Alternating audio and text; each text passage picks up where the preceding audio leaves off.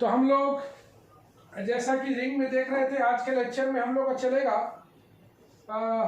कुछ एक आध सवाल बताए थे। इंटीग्रल डोमेन हम लोग का रेडी है, फील्ड रेडी है। आज थोड़ा सा हम लोग डिवीजन रिंग या स्क्यू फील्ड पढ़ते हैं। इसको बोलेंगे डिवीजन रिंग या बोलेंगे स्क्यू फील्ड, दोनों नाम एक ही है, डिवीजन रिंग या skew field. A ring are with at least two element. A ring are with at least two element.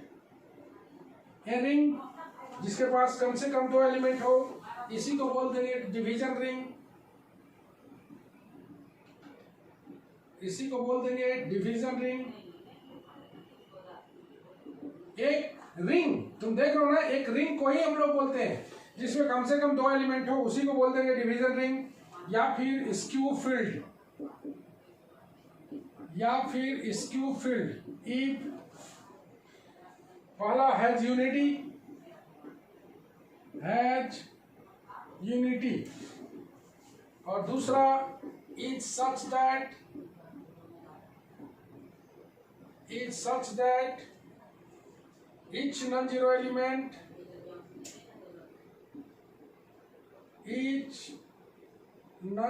element possesses multiplicative inverse,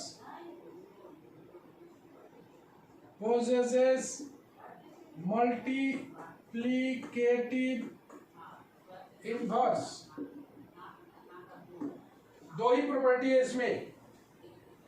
तो जल्दी से बताओ ऋतु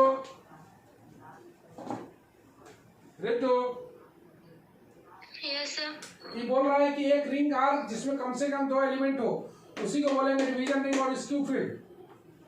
कब? जब उसका यूनिटी हो, मतलब फील्ड का दो प्रॉपर्टी दिख रहा है। Yes sir.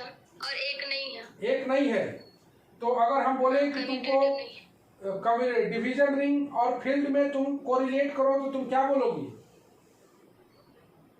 सर दोनों का सेम ही होगा, बस उसमें कम्यूटेटिव होता है, इसमें कम्यूटेटिव नहीं होगा। मतलब फील्ड को अदरवाइज डिफाइन करना हो तो क्या डिफाइन करोगे? सेम, बस कम्यूटेटिव उसमें ऐड कर देंगे और इसमें नहीं। मतलब सीधे बोले हम commutative division ring is a field. हाँ। क्या बोलेंगे? बोलो। Yes sir. क्या? Commutative ring is a field. Commutative division ring is a field. Very good. thus एक commutative division ring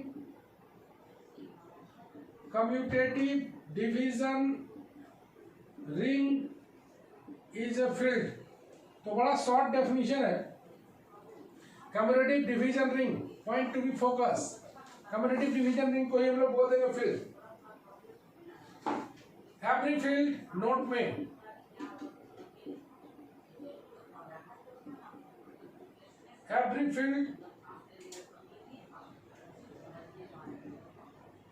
every field is also a division ring, किसी को कोई doubt नहीं होना चाहिए। every field is a division ring, क्योंकि दो property उसमें होल्ड कर रहा है। but a division ring is a field. Division ring is a field if it is also commutative. If it is also commutative. Okay. चलो, तो हमने तीन चीज को पढ़ा यहाँ पर। तीनों चीज, पहला चीज पढ़ा इंटीग्रल डोमेन, दूसरा चीज पढ़ा हमने फील्ड, और तीसरा चीज पढ़ा डिवीजन रिंग। कभी कभी इसी को स्क्यू फील्ड भी बोलते हैं। तो याद रखना है कि फील्ड में से कम्यूटेटिव पार्ट को हटा दिया जाए तो डिवीजन रिंग बन जाएगा या स्क्यू फील्ड बन जाएगा। मतलब फील्ड में से कम्यूटेटिव हटा दो, स्क्यू फील्ड मिल गया, ऐसे समझो। फील्ड में से कम्युनिटी बढ़ा दो, स्क्यू फील्ड मिल गया। चलो, एक पहला मोस्ट वीवीआई थ्योरम हम लोग करने जा रहे हैं। Most VVI theorem. तो एक थ्योरम हम लोग पहले कर चुका था, अब हम लोग सेकंड थ्योरम पर हैं। नो डिवाइजर वाला हम लोग पढ़े थे। तो पहला जो है आ रहा है थ्योरम, तो आ रहा है every field is integral domain.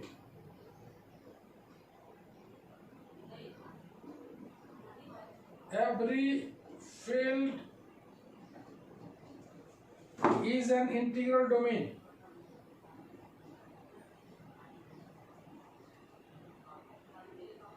Every field is an integral domain. मतलब हर एक फील्ड इंटीग्रल डोमेन होता है। तो तनु, यस सर। हर एक फील्ड इंटीग्रल डोमेन होता है, ये प्रूफ करना है। मतलब क्या लेके चलेंगे? फील्ड, और फील्ड को साबित क्या करेंगे? Integral domain. Integral domain. अब मेरे पास फील्ड अगर दिया हुआ है, तो फील्ड अगर दिया हुआ है इसका मतलब क्या है कि मेरे पास एक रिंग है जिसमें कम से कम 2 एलिमेंट है, हाँ। साथ में वो कम्युनिटी है,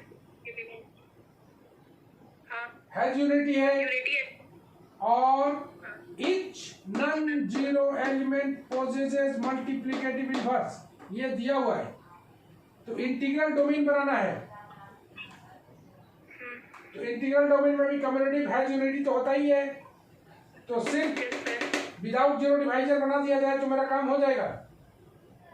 तो अब तो तुमको समझ में आने लगा होगा कि डेफिनेशन अगर मेरे पास नहीं है तो अलजेब्रा का कोई मतलब नहीं है।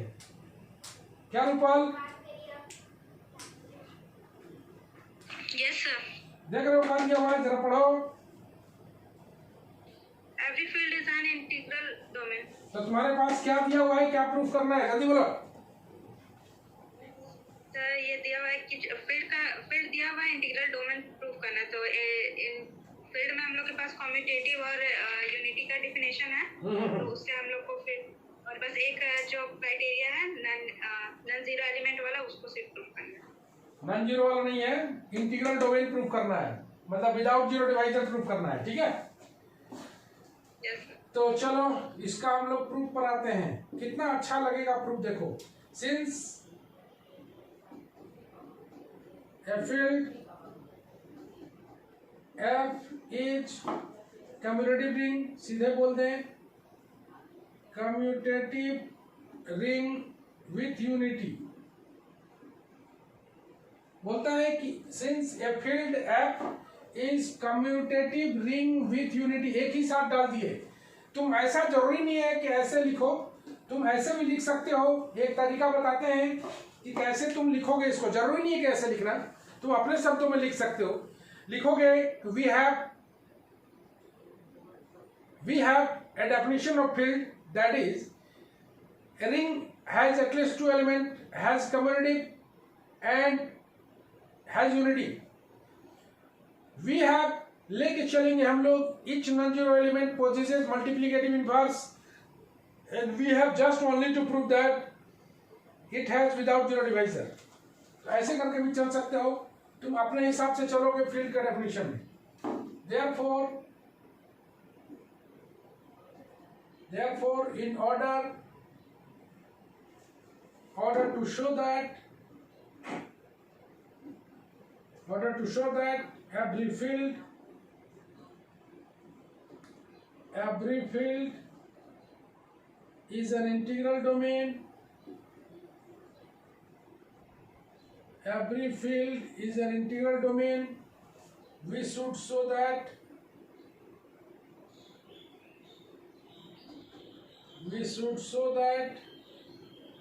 a field has no zero divisor, बस एक ही काम करना है। और इसी को बोलेंगे हम लोग नो जीरो डिवाइजर या विदाउट जीरो डिवाइजर। तो नो जीरो डिवाइजर हो या विदाउट जीरो डिवाइजर हो, उसी को प्रूव करना है। मतलब फील्ड को हमें साबित कर देना है, हमें शो करना है फील्ड के पास कोई जीरो डिवाइजर नहीं होगा, विदाउट जीरो डिवाइजर होगा, तो वही फील्ड को हम लोग बोलते हैं इंटीग्रल डोमेन। तो सीधा सा बात है, let A B belongs to f, मान लिया जाए ए और बी दोनों एफ का एलिमेंट ले लिया है, ए और बी दोनों एफ का एलिमेंट ले लिया है with a not equal to zero, with a not equal to zero such that A B बराबर जीरो। मतलब ए और बी दोनों एफ के एलिमेंट लेंगे, साथ में लेके चलेंगे A not equal to zero. Riya Riya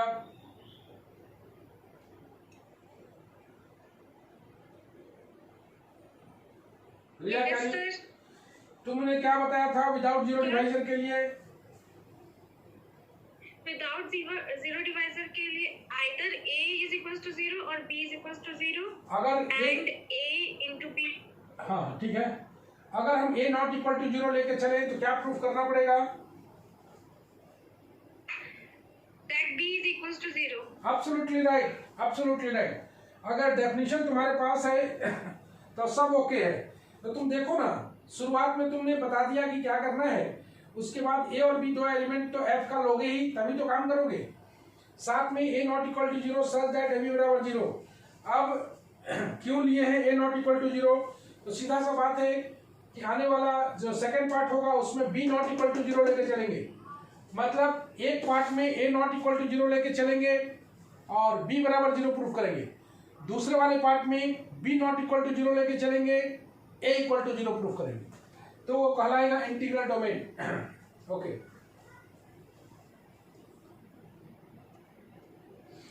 let's move. मेरे पास a not equal to zero है, ए बी बराबर जीरो है, हन्नो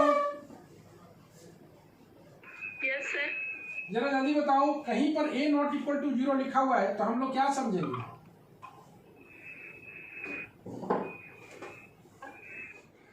क्या सर?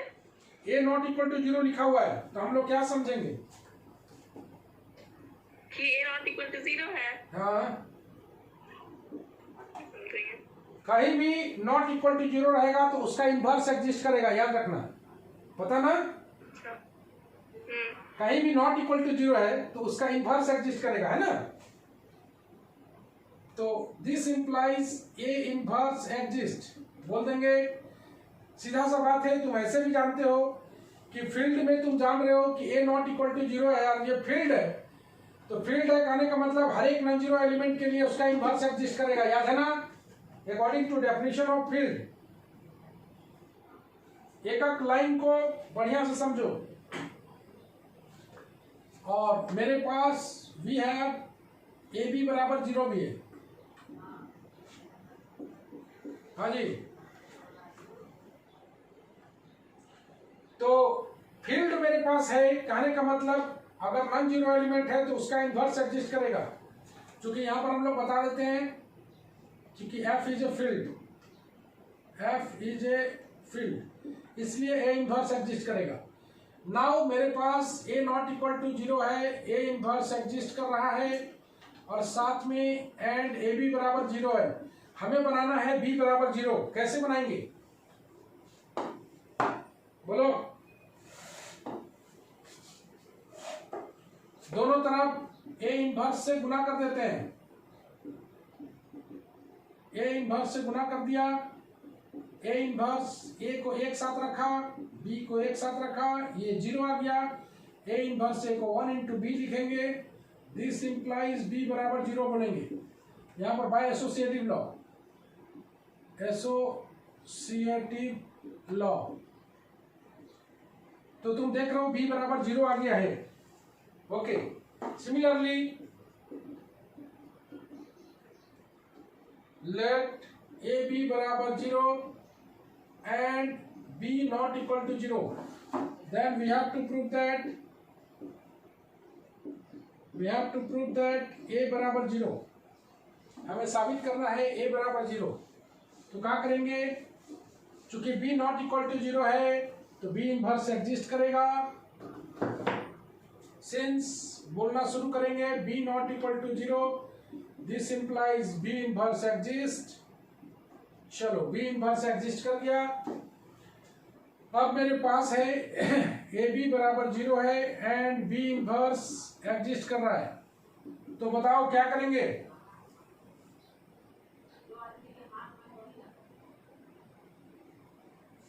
बोलो राखी, क्या करेंगे?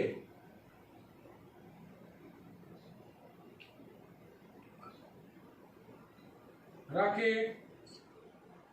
Yes sir. क्या करेंगे?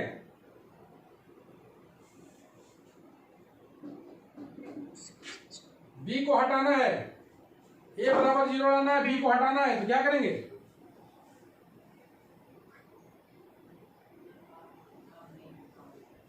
Sir b inverse. B inverse से मल्टीप्लाई कर देंगे ऐसे।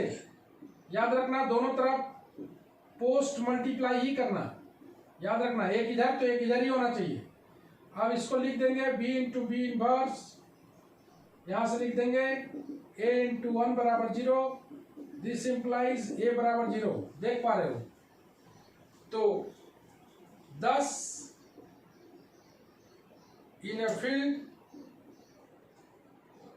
ए बी बराबर 0, दिस इंप्लाइज ए बराबर 0 और बी बराबर 0। दोनों में से एक बार में एक ही 0 हो रहा है, therefore a field has no zero divisor, no zero divisor or without zero divisor, or without zero divisors. Hence, therefore, every field is an integral domain. एकदम शार्प समझ में आया होगा, कहीं कोई दिक्कत की बात नहीं है। ओके है? देख लो। तो अलजेब्रा ऐसा ही होता है, 100% समझ में आएगा अगर तुम्हारे पास डेफिनेशन है। याद रखो ए बी बराबर 0 है, बी इनवर्स हमेशा नॉट इक्वल टू 0 अगर कहीं पर है तो उसका इनवर्स एग्जिस्ट करेगा, चूंकि फील्ड के बारे में बात किया है। और फील्ड में हम लोग पढ़े हैं each non zero element possesses multiplicative inverse. तो ए बी बराबर 0 है, बी इनवर्स मेरे पास है, ए बराबर 0 लाना है, तो सीधा सा बात है बी इनवर्स को मल्टीप्लाई करेंगे। याद रखना है, बी केयरफुली दैट कि बी इनवर्स अगर मल्टीप्लाई कर रहे हैं तो पोस्ट, यहां पर मल्टीप्लाई कर रहे हैं तो प्री, तो पहले कर रहे हैं तो प्री और बाद में कर रहे हैं तो पोस्ट। ऐसे करके हम लोग इंटीग्रल डोमेन का पहला थ्योरम देखते हैं। 2 थ्योरम तैयार है, नेक्स्ट चलेंगे हम लोग। एक छोटा सा नोट लिखते हैं, नोट लिखने के बाद आगे बढ़ते हैं।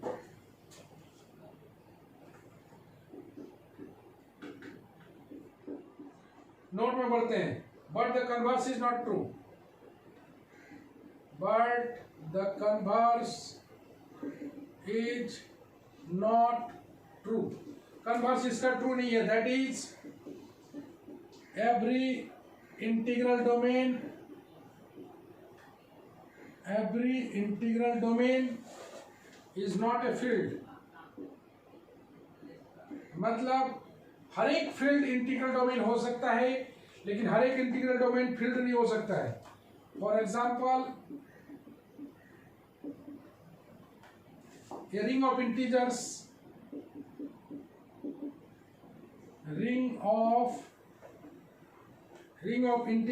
is an integral domain।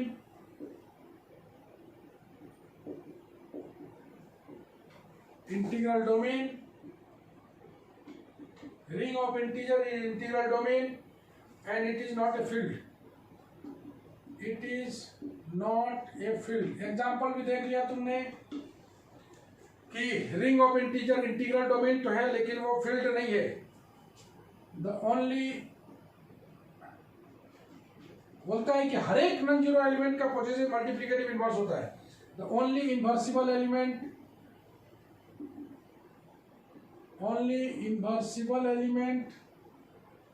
of the ring of integers are 1 and -1, इसका 2 एलिमेंट होता है।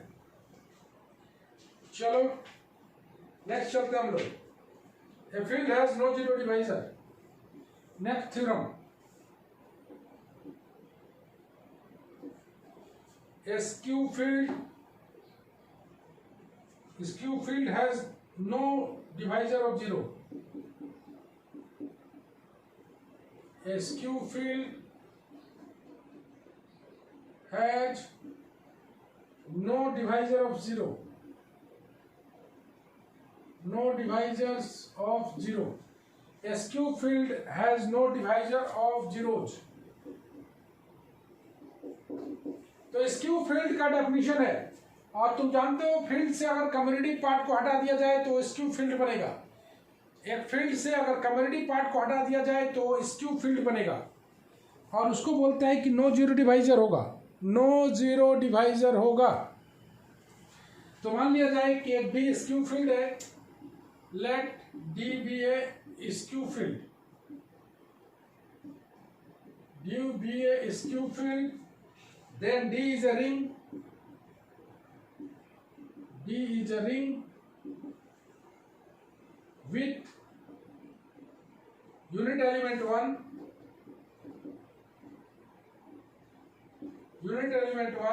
and each non-zero element of D possesses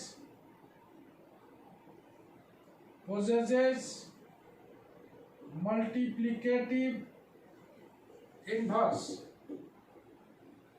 ये हम लोग डेफिनेशन बोल दिए। डी का स्क्यू फील्ड है, अगर डी स्क्यू फील्ड है तो डी इज द रिंग है विथ यूनिटी एलिमेंट 1 है, साथ में हर एक non zero element possesses multiplicative inverse है। ये मेरे पास दिया हुआ है, तो हम लोग मान लिया जाए कि let A B belongs to D with A not equal to 0। In no zero divisor बनाना है सच दैट ए बी बराबर 0 लेके चलेंगे। दोबारा रिपीट कर रहे हैं इसको ताकि तेरा दिमाग में बैठ जाए। Since a not equal to 0 this implies a inverse exist. चूंकि नॉन जीरो मल्टीप्लिकेटिव इनवर्स को एग्जिस्ट कर रहा है तो इनवर्स एग्जिस्ट करेगा। Then we have a B बराबर 0, दिस इंप्लाइज ए इनवर्स से दोनों साइड गुना कर दो, लेकिन प्री गुना करना। उसके बाद ए इनवर्स ए को एक साथ रख के बराबर 0, 1 इंटू बी बराबर 0, दिस इंप्लाइज बी बराबर 0। पहला part. Similarly let A B बराबर 0 with b not equal to 0। A B बराबर 0, इसलिए b not equal to 0, this implies b inverse exist. बता दिया ए बी बराबर 0 है, बी इनवर्स से दोनों साइड गुना कर दिया। याद रखना पोस्ट गुना करना है। A into B inverse associative law से ए इंटू 1 बराबर 0, दिस इंप्लाइज ए बराबर 0। मतलब A skew field, thus a skew field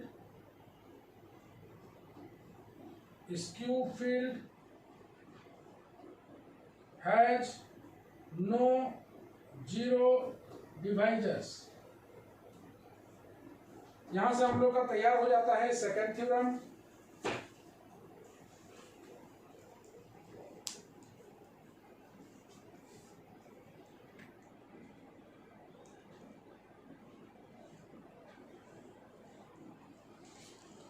आइए, तो दोनों थ्योरम लगभग सेम प्रवृत्ति का था, तो उम्मीद करते हैं कि पूरी तरह से पहला वाला और ये दोनों थ्योरम तैयार हो गया होगा। रिंग में integral domain, field, skew field सारे का बहुत जबरदस्त भूमिका है। तो इसका डेफिनेशन को, उसके प्रॉपर्टीज को ऑलवेज टू बी रिमेंबर। चलो बोलो तो तन्नू, यस सर। जरा बोलना तो प्रॉपर्टीज ऑफ रिंग क्या क्या था। प्रॉपर्टीज ऑफ रिंग में था कि पहला था A0 बराबर 0। हाँ, पहला A0 बराबर 0 और फिर A इंटू, हाँ बोलो बोलो, A इंटू माइनस बी,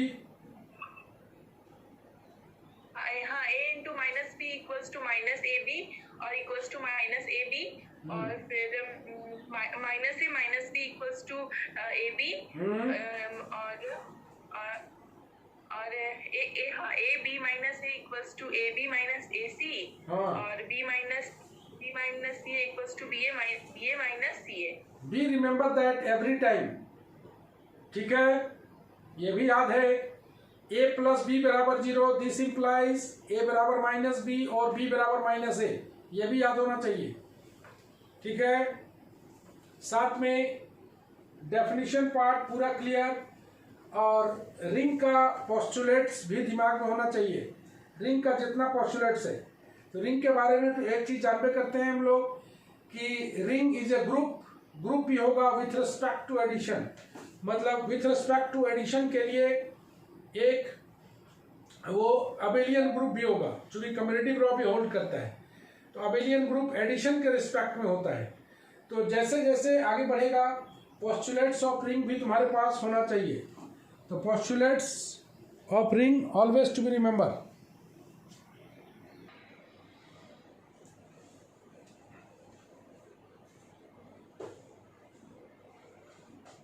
तो ऋतु बोली कि एक हम लोग का छूटा हुआ है, अच्छा कैट हुआ था ऋतु, 2 नंबर हो गया था। Yes sir. चलो 3 नंबर भी देख लेते हैं हम लोग, क्वेश्चन ही बना देते हैं इसको। If R is a ring such that A square बराबर A for all A belongs to R, prove that R is a commutative ring. R is a commutative ring. तो इसको हम लोग प्रूफ कर लेते हैं। R is a commutative ring बनाना है। मेरे पास we have, याद करो, a प्लस बी का होल स्क्वायर बराबर a प्लस बी मेरे पास है। यहाँ से देख रहे हो, चूंकि a plus B belongs to b r हम लोग पहले ही प्रूफ कर चुके हैं। a प्लस बी बराबर a प्लस बी। अब इसको कम्युनिटी बनाना है, कम्युनिटी रिंग बनाना है। कैसे बनाएंगे? तो इसको हम लोग a प्लस बी को ब्रेक कर लेते हैं। a plus b into a plus B बराबर a प्लस बी। ओके, इसको ब्रेक कर लेते हैं हम लोग। a plus b into a, खाली प्रॉपर्टी का यूज करना है, और a plus b into a, फिर आएगा a plus b into b बराबर a प्लस बी। तुम जान रहे हो राइट डिस्ट्रीब्यूटिव लॉ से कर दिया गया, लेफ्ट डिस्ट्रीब्यूटिव लॉ से कर दिया गया है, लेफ्ट डिस्ट्रीब्यूटिव लॉ। उसके बाद इसको लिख सकते हैं हम लोग a square plus B a, इसको लिख सकते हैं a B plus b square बराबर a प्लस बी। ये हो गया राइट डिस्ट्रीब्यूटिव लॉ।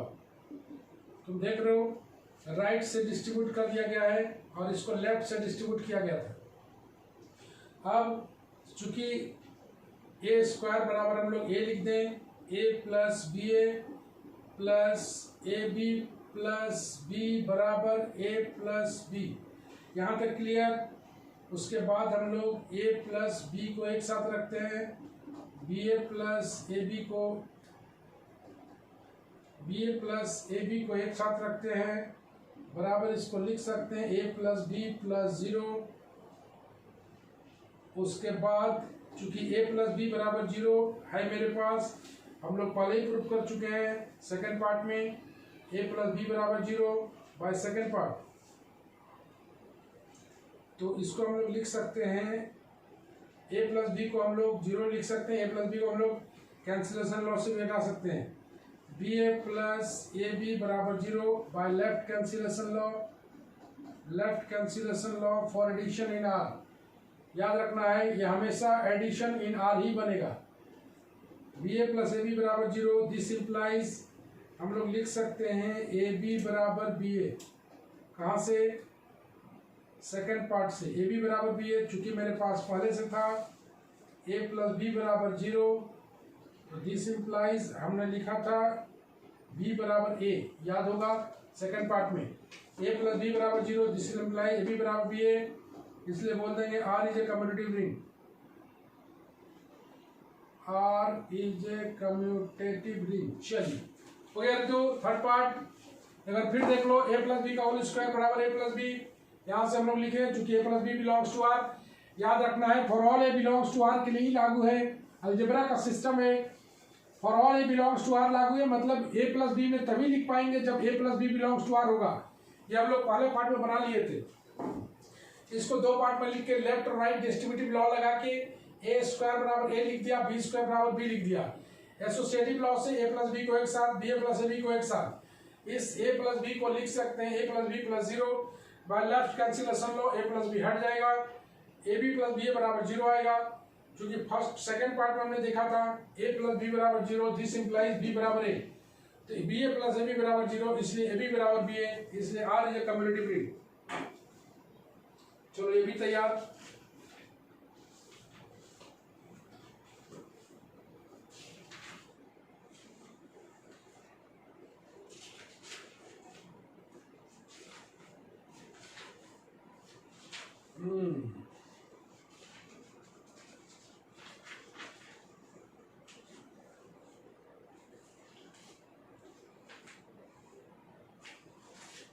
आगे बढ़े हम लोग।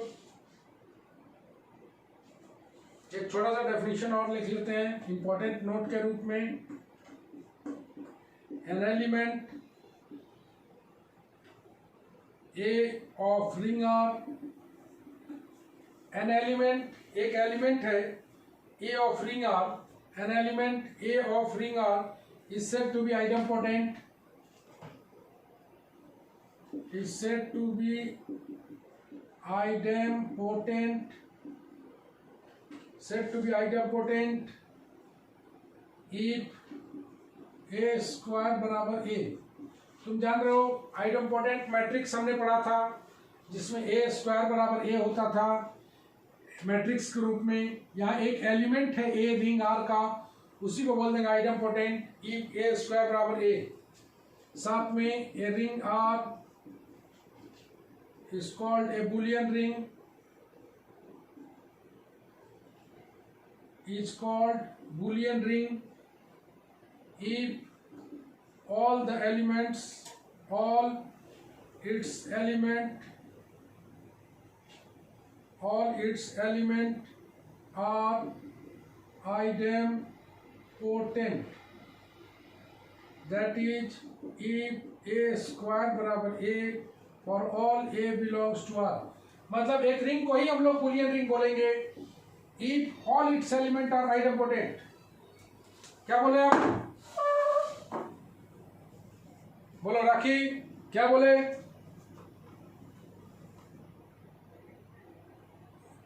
राखी एक रिंग को ही आइडेम्पोटेंट बोलेंगे अगर a square equal to b हो। नहीं, एलिमेंट हो गया वो। यहाँ बोलो a ring are is called Boolean ring, ऐसे बोलो। एक रिंग को ही बूलियन रिंग कहेंगे अगर उसका सारा एलिमेंट आइडेम्पोटेंट, मतलब for all A belongs to r, मतलब एक रिंग को हम लोग बूलियन रिंग बोलेंगे, एक रिंग को हम लोग बूलियन रिंग बोलेंगे अगर उसका जितना भी एलिमेंट ले सारा आइडेम्पोटेंट हो। आइडेम्पोटेंट हो मतलब ए ले तो ए स्क्वायर बराबर ए फॉलो करे, सी ले तो सी स्क्वायर बराबर सी फॉलो करे, मतलब जितना भी उसमें एलिमेंट रिंग का हो वो अगर सारा आइडेम्पोटेंट हो तो वैसे रिंग को हम लोग बोल देंगे बूलियन रिंग, बूलियन रिंग।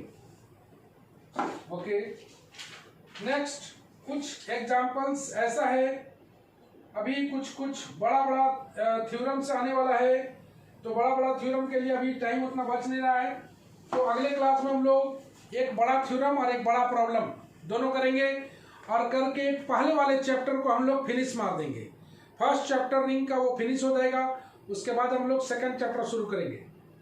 तो आज के लिए बस इतना ही। कल हम लोग मिलते हैं 12 बजे डिफरेंशियल इक्वेशन के क्लास में।